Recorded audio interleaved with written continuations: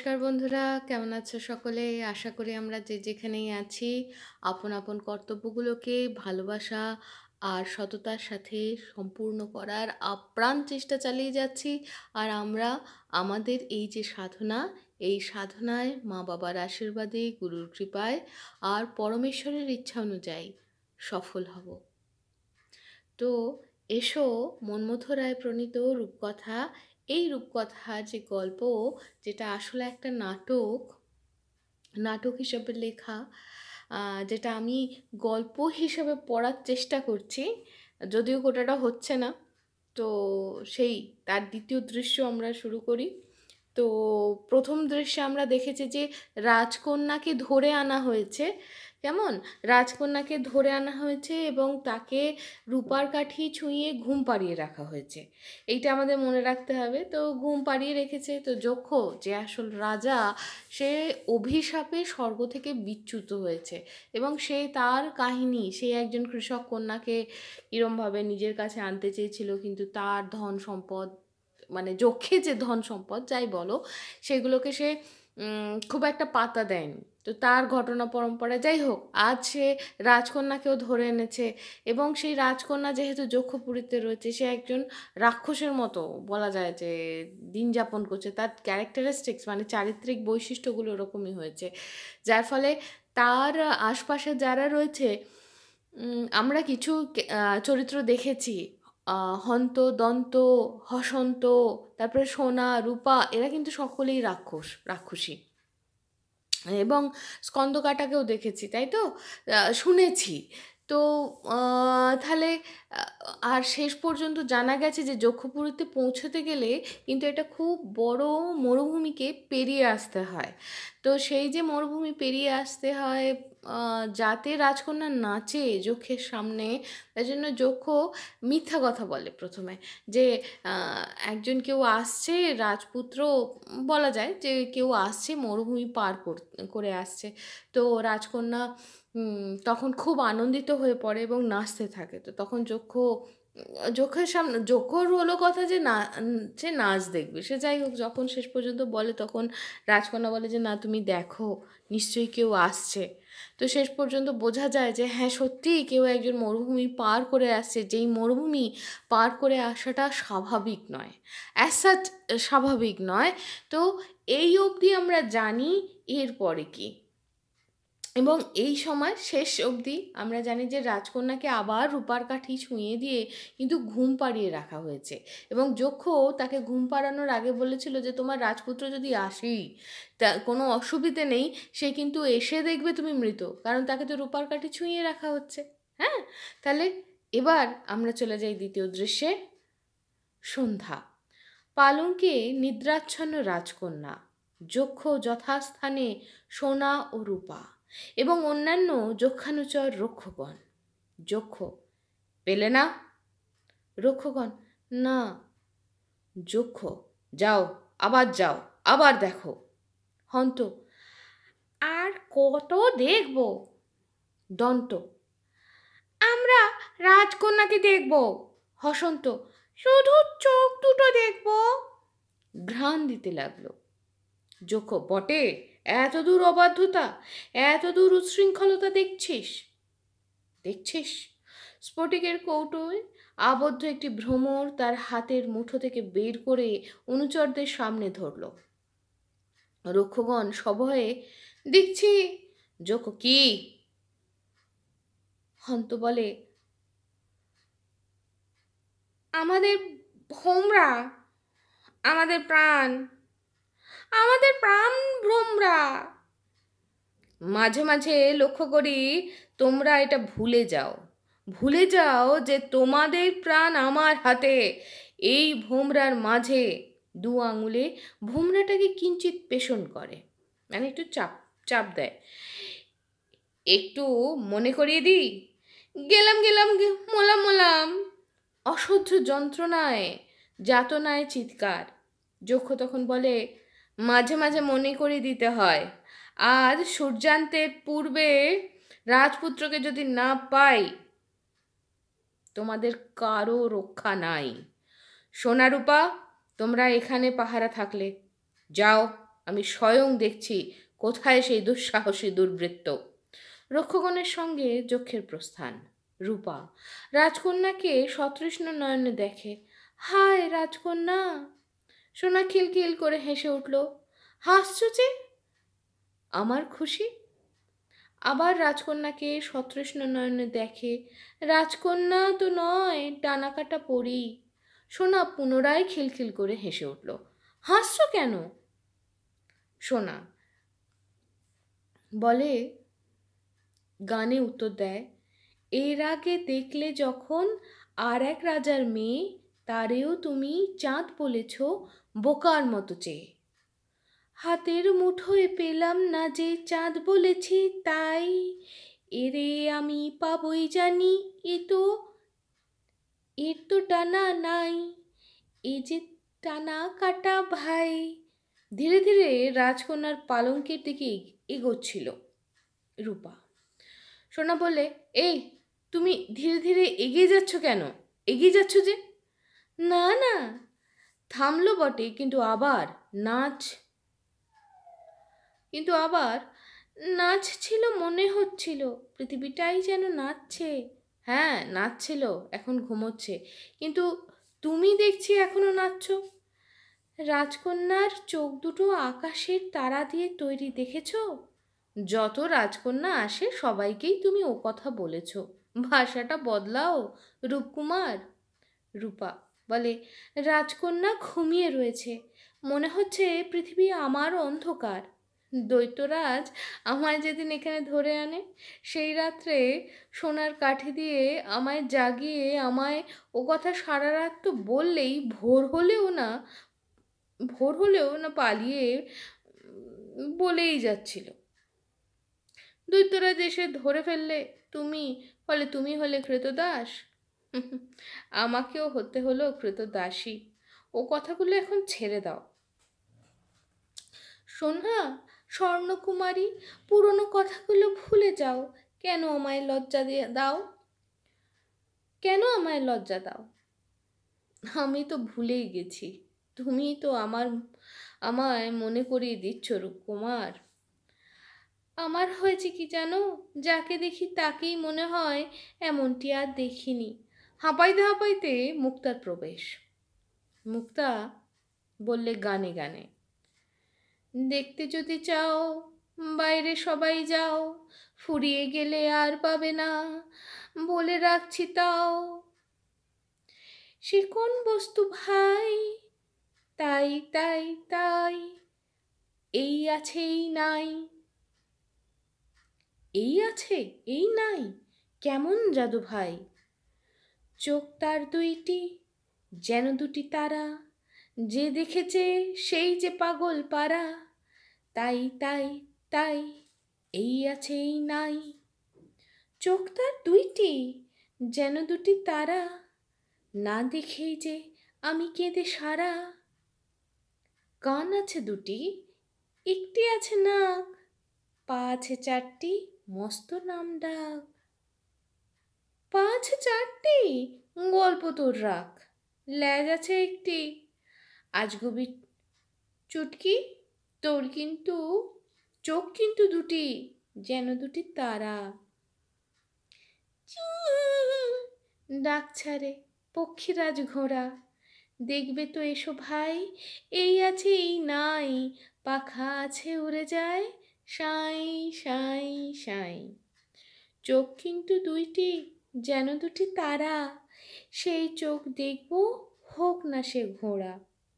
রূপাকে নিয়ে মুক্তার প্রস্থান। সোনা বলে, পক্ষীরাজ ঘোড়া তবে রাজপুত্রের, অদূরে রাজপুত্রের গান। নেপথ্যে রাজপুত্র গাইছে, পাষাণপুরী রেখেছে ধরি সোনার প্রতিমা মম। সোনা তখন বলে, রাজপুত্র। রাজকন্যাকে জাগালো। রাজকন্যা চোখ মেলতে একটি বাতায়ন খুলে গেল। পক্ষীরাজ ঘোড়া বাতায়ন দিয়ে মুখ বাড়ালো। তার পৃষ্ঠে ছিল রাজপুত্র। রাজপুত্র গাইছিল, পাষাণপুরী রেখেছে ধরি সোনার প্রতিমা মম, নয়নে সে যে নয়নমণি, পরাণে পরাণ সম। কমল কমল পাতে চোখের জলে তোমার লিপিকা লিখি, মুকুর মাঝে হেরিতে মুখ তোমার মূরতি দেখি। হীরার পাহাড় ক্ষীরোদ সায়র হেলায় হয়েছি পার, হীরামন পাখি কয়ে দিল পথ খুঁজেছি, খুঁজিতে হলো না আর। মিলন আশায় বিরহ সহিগ পরাণ প্রদীপ জেলে, ভালে চাঁদ লয়ে গজমতি গলে রাজার কুমার এলে। রাজপুত্র বাতায়ন দিয়ে মুখ বাড়িয়ে, আমি এসেছি রাজকন্যা। রাজকন্যা ছুটে বাতায়ন পাশে গিয়ে দাঁড়িয়ে, আমাকে এখান থেকে নিয়ে যাও, আমাকে এখান থেকে নিয়ে যাও। সোনা ছুটে গিয়ে বলল, এখন নয়, এখন নয়, বাইরে রয়েছে দৈত্যরাজ, চারদিকে রয়েছে রক্ষক, এখন নয়। রাজপুত্র তুমি এসো রাত্রে। রাজকন্যা সোনাকে বললে, ঠিক বলেছ রাজপুত্র, তুমি এসো রাত্রে। সোনা কিন্তু তবু রাজপুত্র যাচ্ছে না দেখে বিষম চাঞ্চল্য, শেষে ব্যাকুল উদ্বেগে, রাজপুত্র, রাজকন্যা। রাজপুত্র বলে, তখন আসি। রাজপুত্র পক্ষীরাজ ঘোড়ায় চড়ে অদৃশ্য হলো, সোনা রাজকন্যাকে সরিয়ে নিয়ে এলো। রাজকন্যা তখন সোনাকে বললে, তুমি আমার বন্ধু। সোনা সম্মতি মুখে জানালো, হ্যাঁ। রাজকন্যা, অথচ তুমি দৈত্যরাজের কৃতদাসী। হ্যাঁ। আমারই মতো বোধ হয় তুমিও কোনো রাজকন্যা ছিলে। হ্যাঁ। তাই দৈত্যরাজকে ঘৃণা করো? সোনা কথার উত্তর দিল না। বলছো না যে তুমিই তো আমার সই, দৈত্যরাজকে খুব ঘৃণা করো না? ও কথা থাক। মানে? ওরা এখন আসবে, তুমি শুয়ে পড়ো। রাজকন্যা সোনার হাতে মালা দেখে বললে, মালা গাচ্ছ? দেখছি, কার জন্য? গান। আপন মনে শুধাই আমি, কার লাগিয়ে মালা? কে যেন কয়, দেখিস নাকি সেই তো চোখের আলা। হৃদয়ে আবার দিবিকারে, সেই যে হৃদয়ে চিনিস না রে। ও তোর একার মাঝেই মিলন যে তার চিরদিনের পালা। রাজকন্যা তখন বললে, তবে কি নিজে গলায় পড়বে বলে গেঁথেছ? তাই বুঝি কেউ গাঁথে? দৈত্যরাজের গলায় দেবে বলে গেঁথেছ? অভিভূত হয়ে পড়ল সোনা। কৃতদাসীর মালা তিনি গলায় পড়েন না, চেয়েও দেখেন না। বুঝলাম। কি বুঝলে? কিছু না। পায়ের শব্দ। সোনা বললে, শুয়ে পড়ো, শুয়ে পড়ো, কারা যেন আসছে। রাজকন্যা তাড়াতাড়ি গিয়ে শুয়ে পড়ল। চোখ বোঝা মনে করো রূপোর কাঠি। রাজকন্যা, আমি মরে গেছি বললে, আমি মরে গেছি। সোনা বসে মালা গাঁথতে লাগলো। চোরের মতো চুপি চুপি হন্ত দন্ত হসন্তের প্রবেশ। সোনা, এই দাঁড়াও। হন্ত, ও বাবা, যায়নি তো, যেতে বল, যেতে বল। এখানে কি মনে করে? সবাই গিয়ে দেখছে, তুমি এখনো এখানে? যাও যাও, শিগগির যাও। কোথায়? হন্তদন্ত আর হসন্ত সুরে সুরে বললে, তাই তাই তাই, এই আছে এই নাই, দেখতে যদি চাও শিগগির চলে যাও। পক্ষীরাজ ঘোড়া ঢের দেখেছি, কি দেখাবি তোরা? সেই বলে উত্তর দিলে সোনা। তখন হন্ত বলে, যাবে না? না। যাও বলছি। ভালো চাও তো তোমরা যাও। হসন্ত তখন নাক শুঁকে, ওরে আয় না, এটাকে শুধু মন্দ কি? এখন থেকে কেউ আসবে না, এখন এখানে কেউ আসবে না এই ফাঁকে। সেরে দি মানে? হন্তদন্ত হসন্ত বললে, হাং মাং খাও, মানুষের গন্ধ পাও। সোনা তখন চিৎকার করে উঠল, আহ! রাজকন্যা ধর্মর করে উঠে এদের দেখেই চিৎকার করে উঠল। হন্ত তখন বলে, ওরে জেগেছে, রে জেগেছে, হাও মাও খাও, মানুষের গন্ধ পাও বলে চিৎকার করতে লাগলো হন্ত দন্ত হসন্ত।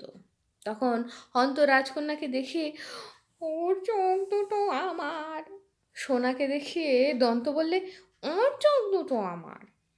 সোনা ও রাজকন্যা চিৎকার করে উঠে পরস্পরকে জড়িয়ে ধরল।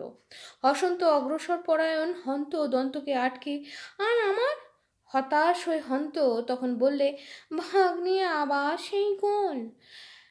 এক কাজ করা যাক, ভাগের ভারটা ওদের ওপরেই ছেড়ে দেওয়া যাক। বেশ, তাতে আমি রাজি। আমরা তোমাদের চোখ খেতে চাই।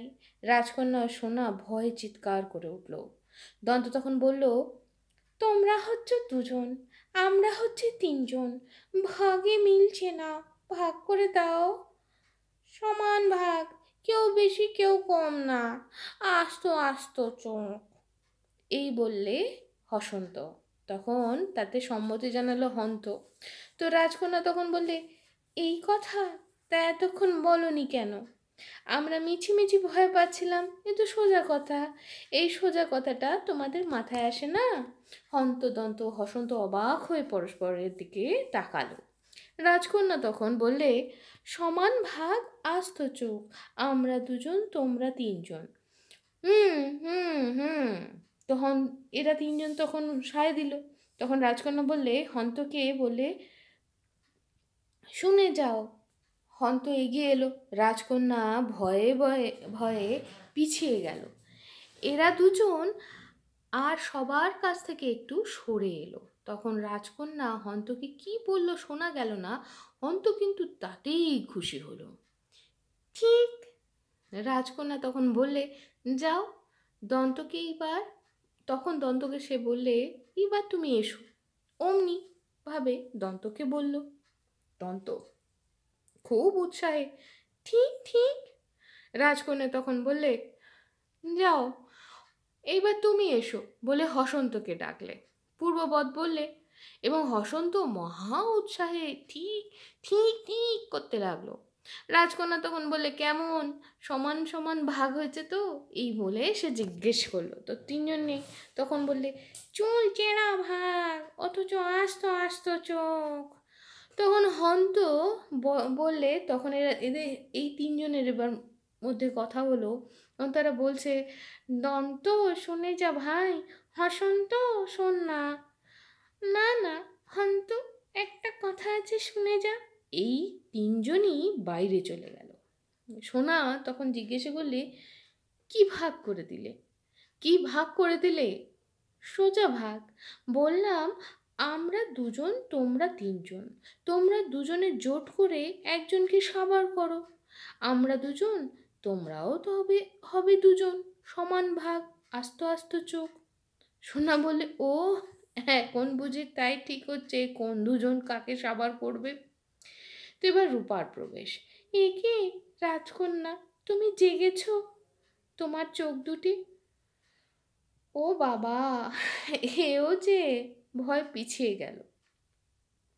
রূপা তখন বলে, না না ভয় পেও না, আমি বলছি তোমার চোখ দুটি, তোমার মাথা। সহসা নেপথ্যে সিঙার শব্দ শোনা গেল। দামামা বেজে উঠল। সোনা বললে, সর্বনাশ, প্রভু আসছেন। রাজকন্যাকে শুয়ে পড়তে ইঙ্গিত দেওয়া হলো এবং রাজকন্যা তৎক্ষণাৎ শুয়ে পড়ল, চোখ বুঝল। বল বলা আর হলো না। রূপার আক্ষেপ। তো জয়বাদ্যের মধ্যে যক্ষের প্রবেশ। যক্ষ চারিদিক দেখে, ঠিক আছে। হঠাৎ বাতায়নটার প্রতি নজর পড়ায় বাতায়নটা খোলা দেখছি। কে খুললে? আচ্ছা, বাতায়ন মানে কিন্তু জানলা বা জানালা। সোনা বললে, হাওয়ায়। ঠিক তো? দেখো। সোনার হাতে মালা দেখে, মালা গাঁথছো দেখছি, ভালোই করেছো, ওটা লাগবে আজই, এখনই গাঁথো, ওটা গেঁথে ফেলো। রূপা, মন্দিরের ভেতরটা? না না, সেটাও তো দেখছি। আশ্চর্য, হাওয়ায় উড়ে গেল নাকি? আচ্ছা, পক্ষীরাজ ঘোড়াটা আকাশে তোমরা স্পষ্ট দেখেছ? দেখেছি, চোখ দুটো। চোখ দুটো? চোখ না দেখে আমি ছাড়িনি। চোখ তো নয়, যেন দুটি চাঁদ। ও ঘোড়াটা ধরতেই হবে প্রভু। পিঠে ওই ঘোড়াটা ধরতেই হবে প্রভু। তখন তার উত্তরে যক্ষ বললে, পিঠে রাজপুত্র দেখেছ? না প্রভু। পুরীতে যখন নেই তখন ওর পিঠে কেশর ঢাকা পড়েছে। সোনা, প্রভু মালাটা শেষ করো, মালাটা শেষ করো। রূপা, প্রভু। যক্ষ কি ভাবছিল রূপাকে এগিয়ে আসতে দেখে? কি আদেশ? ও হ্যাঁ, ওই বাতায়নটা বন্ধ করে দাও। একটু উত্তেজিত হয়ে ওটা বন্ধ করে দাও। কেন ওটা খোলা? রূপা গিয়ে তখনই বন্ধ করে দিল। সোনা, আজ আমার জীবনে পরম দিন অথবা চরম দিন। রাজকন্যার বড় মাল্য আজ আমি চাই। যদি না পাই বুঝবো এ জীবনে আর আমার মুক্তি নেই। মুক্তি নেই। সে কি কথা প্রভু? মুক্তি অবশ্যই আছে। কোথায় মুক্তি? কে দিচ্ছে মুক্তি? তুমি দিয়েছ? আমার অতুল ঐশ্বর্য, অনন্ত জীবন, অনন্ত যৌবন, অপরিমেয় প্রতাপ চাওনি তো তুমি? তাই আজ তুমি কৃতদাসী। তোমাকে ভালো লেগেছিল তাই দয়া করে তোমায় পাষাণ করিনি, কিন্তু আর দয়া নয়। জাগাও রাজকন্যা, ওকে প্রথমেই বলতে হবে রাজপুত্র নিহত। সোনার কাঠি ছুঁয়ে রাজকন্যাকে জাগাবার ভান করল। রাজকন্যা জেগেছিল। রাজকন্যা জেগে উঠেই যক্ষকে নমস্কার করল। প্রণাম দৈত্যরাজ। যক্ষ সবিস্ময়ে বললে, প্রণাম। যক্ষের সামনে এসে দাঁড়ালো রাজকন্যা। বললে, সুন্দর। কি? কি সুন্দর? এই সন্ধ্যা। তোমার চোখে মৃত্যুর কালিমা নেই, নিদ্রার জড়তা নেই। এই সন্ধ্যাতে প্রভাতী পদ্মের মতো তোমায় বিকশিত দেখছি। তার মানে নিজের চোখ দুটি সুন্দর। দৃষ্টিবান নিক্ষেপ করে রাজকন্যা। রাজকন্যা, প্রিয়া, প্রিয়তমা। তাকে ব্যগ্র বাহুর বন্ধনে ধরতে গেল যক্ষ। রাজকন্যা বলে, না না, রাজপুত্র আমাকে মেরে ফেলবে। রাজপুত্র? রাজপুত্র? রাজপুত্র আর নেই। নেই? বাঁচিয়েছ? বাঁচিয়েছ? না না, সত্যি বলো। হ্যাঁ। না না, আমার বিশ্বাস হচ্ছে না। বিশ্বাস হচ্ছে না? বিশ্বাস হচ্ছে না? তবে ওই রূপাকে জিজ্ঞাসা করো। রাজকন্যা রূপাকে বলল, বলো। তবে শোনো রাজকন্যা। রাজকন্যা তখন যক্ষকে দেখে বা উদ্দেশ্য করে বললে, থাক তাহলে সত্যি। হ্যাঁ? যক্ষ মাথা নেড়ে জানালো হ্যাঁ। রূপা তখন বললে, না, বলা আর হলো না। বাঁচিয়েছ, আমায় বাঁচিয়েছ।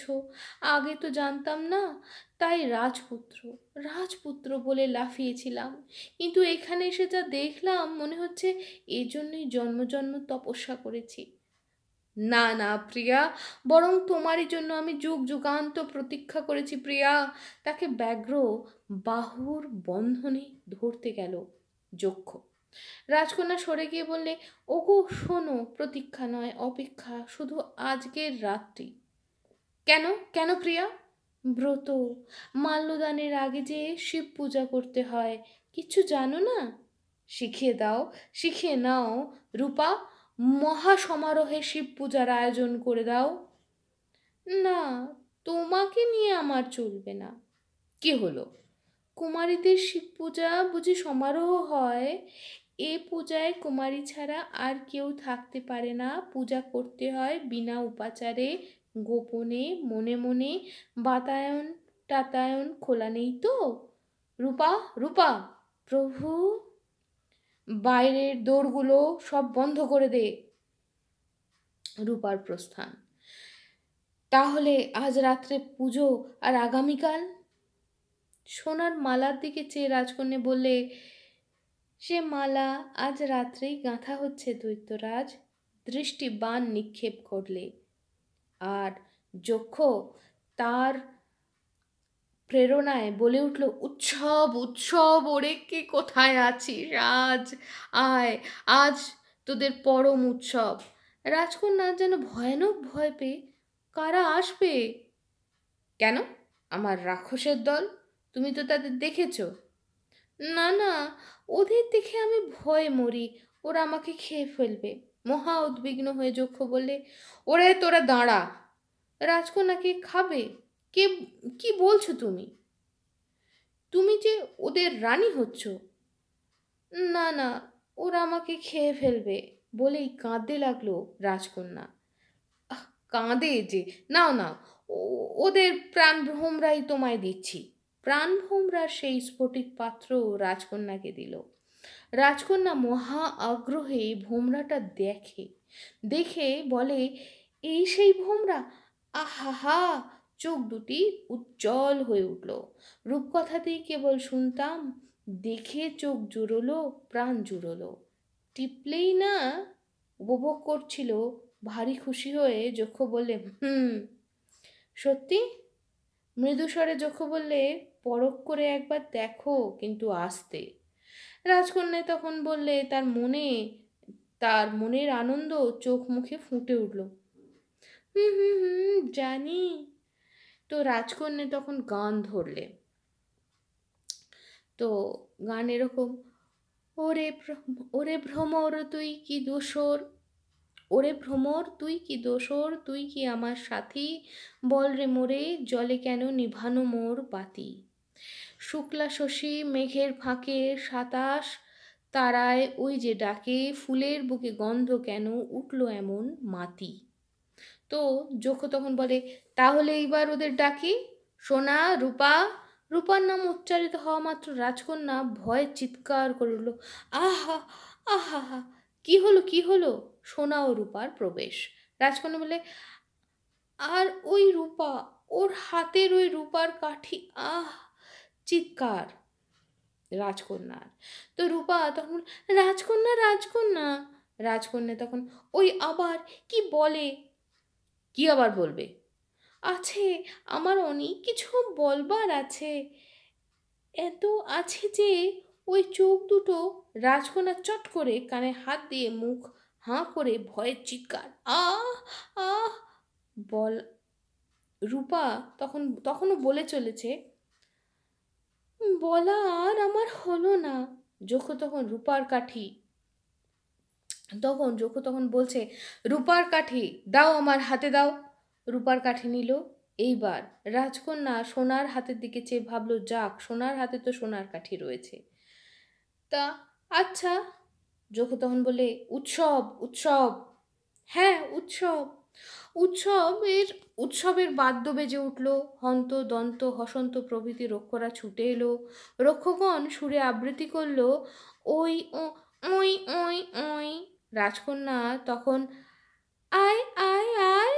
ভোমরাটা কিঞ্চিত টিপল। রক্ষদের চোখ মুখে যন্ত্রণার চিহ্ন ফুটে উঠল। রক্ষগণ তখন বলে, না না না। রাজকন্যা, আয় না আয় না আয় না, চাই না চাই না চাই না, আয় না আয় না আয় না, চাই না চাই না চাই না। রাজকন্যা যত ডাকে তত তারা বলে, চাই না চাই না। তো রক্ষগণের প্রস্থান। রাজকন্যা ও যক্ষকে রেখে আর সবাই চলে গেল। সোনা দ্বারে দাঁড়িয়ে রইল। রাজকন্যা বলে উঠলে, এইবার আমার পূজা, দেরি করো না। হঠাৎ বাতায়নটা খুলে গেল, যা যক্ষের চোখে পড়ল। একি, কে বাতায়ন খুলল? রাজকন্যা যেন ভয়ানক ভয় পেয়েছে। ওহ, সেই রাজপুত্র নয় তো? যক্ষ বললে, হয়তো। বাতায়নের দিকে যক্ষ ছুটে যেতেই রাজকন্যা তার হাত ধরে তাকে টেনে ধরে বললে, তবে সে বেঁচে আছে, আমাকে কেটে ফেলবে, তলোয়ার দিয়ে আমাকে কেটে ফেলবে। ছাড়ো, আমায় ছাড়ো, আমি দেখছি। তোমাকে আমি ছেড়ে দেব না, আমাকে বাঁচাও। কি বিপদ! সোনা, দেখো দেখো, বাতায়ন কে খুললো দেখো। সোনা, সেই দেখো। সোনা যেন ভালো করে দেখবার জন্যই বাতায়নের বাইরে মুখ নিয়ে গেল। পরে ফিরে বলে, হাওয়া, বাতায়ন বন্ধ করো, বাতায়ন বন্ধ করো, ভালো করে বন্ধ করো। সোনা গিয়ে বাতায়ন বন্ধ করলো। রাজকন্যা যক্ষকে বলল, তুমি আমায় মিথ্যে বলেছ, রাজপুত্র বেঁচে আছে, না না, কখনোই নেই। তাই বলো, তাহলে আমি নিশ্চিন্ত মনে এই ঘরে আজ সারা রাত শিব পুজো করতে পারবো? নিশ্চয়। আজ না হয় পূজাটা থাক। না না, আজই, আজই, আর দেরি নয়। তুমি আমার কাছে থাকো। বেশ তো, বেশ তো। পূজা তবে কাল? না না, পূজা আজ, বরং কালই হবে আমাদের বাসর। কিন্তু ওই বাতায়নটা কি ভেবে? আচ্ছা, পূজার নিয়ম গোপনে? হুম। বিনা উপাচারে? হুম। মনে মনে? হুম। কুমারী ছাড়া কেউ থাকবে না? ভোলনি দেখছি। এবং রাত্রে? রাত দুপুরে। এখন সবে সন্ধ্যা। সোনা, বাতায়নটা ভালো করে বন্ধ করেছো? হ্যাঁ। সোনা, হ্যাঁ, কি বলতে গিয়ে থেমে গেল যক্ষ। তারপর বললে, ওই বাতায়নটা, বাতায়নটা পূজার রাত দুপুরে। হ্যাঁ। তবে এখন একটু ঘুমিয়ে নাও। না না। হ্যাঁ হ্যাঁ। রূপার কাঠি দিয়ে রাজকন্যাকে স্পর্শ করলো, রাজকন্যা ঢলে পড়ল। কুমারী, সে তো তুমিই রয়েছ স্বর্ণকুমারী। এ পুরীতে তুমি আমার একমাত্র হিতাকাঙ্ক্ষী, একমাত্র তোমাকেই আমি বিশ্বাস করি। ওই বাতায়নটা না খুলে যায় লক্ষ্য রেখো। বাইরে আমি দেখছি, শঙ্খধ্বনি শুনলেই রাজকন্যাকে জাগাবে, জানবে রাজকন্যা নিশ্চিন্ত হয়ে পুজোয় বসতে পারে। হ্যাঁ, আর ওই মালাটা, তোমার মালা এত সুন্দর, গাঁথো গাঁথো, আজ রাত্রেই মালা গাঁথা শেষ করো। যক্ষের প্রস্থান, সঙ্গে সঙ্গে বাতায়নটা খুলে গেল। পক্ষীরাজ থেকে নেমে ভেতরে এলো রাজপুত্র। সোনা সঙ্গে সঙ্গে দ্বার বন্ধ করে দিল। রাজপুত্র রাজকন্যার কাছে গিয়ে তাকে ডাকলে, তার সাড়া না পেয়ে বললে, ঘুমিয়েছে। সোনা ছুটে এসে, এই নাও সোনার কাঠি, জাগাও। সোনার কাঠি রাজপুত্রকে দিয়েই বাতায়ন বন্ধ করতে ছুটল। সোনার কাঠির স্পর্শে জেগে উঠে রাজকন্যা রাজপুত্রকে দেখে সোল্লাসে বলে উঠল, রাজপুত্র? হ্যাঁ রাজকন্যা। নেপথ্যে রক্ষদের জয়বাদ্য ক্রমশ সমীপবর্তী হচ্ছে বোধ হলো। ও কি? চুপ! তিনজনেই কান পেতে অগ্রসরমান অগ্রসরমান বাদ্য শুনতে লাগলো। নেপথ্যে আও মাও খাও, মানুষের গন্ধ পাও, এই শব্দ ক্রমশ নিকটবর্তী হতে লাগলো।